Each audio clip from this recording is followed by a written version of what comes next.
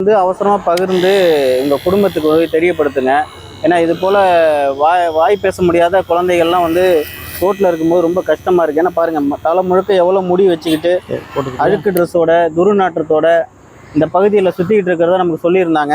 அதை பார்க்கும்போது ரொம்ப கஷ்டமாக இருக்குது. ஏன்னா இது போல் நிறைய பேருக்கு நாங்கள் உதவி பண்ணிட்டு வரோம்.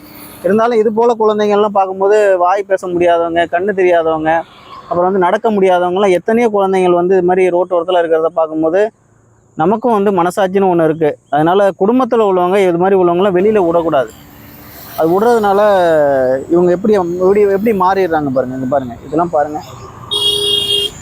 இந்த தலை முழுக்க பாருங்கள் மண் அடைஞ்சி இந்த சடை பிடிச்சி அது எப்படி இருக்காங்கன்னே தெரியல. எவ்வளோ தலை கணத்தோடு அவங்க வந்து இருக்கிறதெல்லாம் பார்க்க முடியுது. ரொம்ப கஷ்டமாக இருக்குது. முடிஞ்ச வரைக்கும் இந்த பதிவுகள்லாம் அதிகமாக பகிர்ந்து இது போல் உள்ளவங்கள்லாம் வெளியில் விடாத அளவுக்கு எல்லாருமே வந்து பார்த்துக்கணும்னு சொல்லிட்டு நான் வந்து தாழ்மையை கேட்டுக்கிறேன்.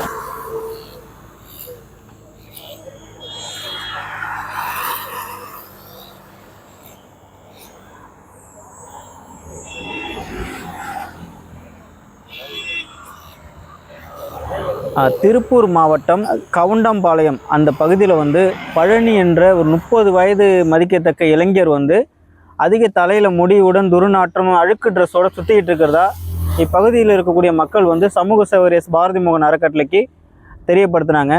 உடனடியாக இன்றைக்கி அவரை வந்து கிட்ட வந்து பார்க்கும்போது அவர் வந்து வாய் பேச முடியாத ஒரு இளைஞர். அவரால் எதுவுமே சொல்ல முடியாத சூழ்நிலையில் அவர் இந்த பகுதி சுற்றிக்கிட்டு இருக்கார். அவர் ஊர் பேர், அவங்க அம்மா யார், அப்பா யார், அவங்க அக்கா தங்கச்சி யார், இப்படிலாம் சொல்ல முடியாத சூழ்நிலை சுற்றிக்கிட்டு இருக்காரு. அப்புறம் வந்து அவரை பார்க்கும்போது அவரை முடி வெட்டி குளிப்பாட்டி அவரை வந்து புது ட்ரெஸ் போட்டு நாங்கள் வந்து இவரை வந்து ஒரு பாதுகாப்பான இல்லத்தில் சேர்த்து மறுவாழ்வு கொடுக்கறதுக்காக முயற்சி பண்ணிகிட்ருக்குறோம். அதே போல் அவங்க குடும்பத்துக்கும் தெரியப்படுத்துறதுக்கான முயற்சி பண்ணிகிட்ருக்குறோம். இது போல் வாய் பேச முடியாத குழந்தைங்கள்லாம் தயவு செஞ்சு வெளியில் விடாதீங்க. எத்தனையோ தாய் தந்தைகள் பிள்ளைகள் வந்து தவம் இருந்து பெக்குறீங்க. அந்த தவம் இருந்து பெற்ற பிள்ளைய நம்ம ரோட்டோரத்தில் விட்டு அதை வந்து மற்றவங்க வந்து நம்மளை வந்து கேலி கிண்டல் பண்ணுற அளவுக்கு நம்ம நடந்துக்கிறோம். தயவு செஞ்சு அதை பண்ணாதீங்க. நீங்கள் பெற்ற தாய் உங்களுக்கு வந்து அந்த 10 மாதம் சுமந்து பெற்ற அந்த வலி என்னன்னு தெரியும். இந்த மாதிரி வாய் பேச முடியாத குழந்தைய தயவு செஞ்சு இங்கே வந்து அழைச்சிட்டு போய் பார்த்து பராமரிக்கணும்னு சொல்லிட்டு நான் வந்து உங்களுக்கு வந்து நாங்கள் வந்து ஒரு கோரிக்கையாக வைக்கிறோம். அதே போல் வந்து இந்த கால் முடியாதவங்க, கை முடியாதவங்க, கண்ணுக்கு தெரியாதவங்க, காது கேட்காதவங்க, இவங்கெல்லாம் வந்து பார்த்திங்கன்னா ரோட்டோரத்தில் அதிகம் காணப்படுறாங்க. காரணம் என்னென்னா, அவங்க குடும்பத்து மூலியமாவோ இல்லை வந்து இவங்களா அந்த குடும்பத்தில் இருக்க முடியாத சூழ்நிலைக்கு வெளியே வந்துடுறாங்களா, இல்லை அவங்க குடும்பத்தில் உள்ளவங்க எங்கேயோ கொண்டு வந்து விட்டுட்டு போயிடுறாங்களான்றது கூட நமக்கு புரியாத ஒன்றாக இருக்குது. அது மாதிரி நடக்கக்கூடாதுன்னு சொல்லிட்டு நான் வந்து கேட்டுக்கிறேன். முடிஞ்ச வரைக்கும் இது போல் உள்ள குழந்தைகளை யாரும் தயவு செஞ்சு வெளியே விடாதீங்கன்னு சொல்லி நான் தாழ்மையாக கேட்டுக்கிறேன்.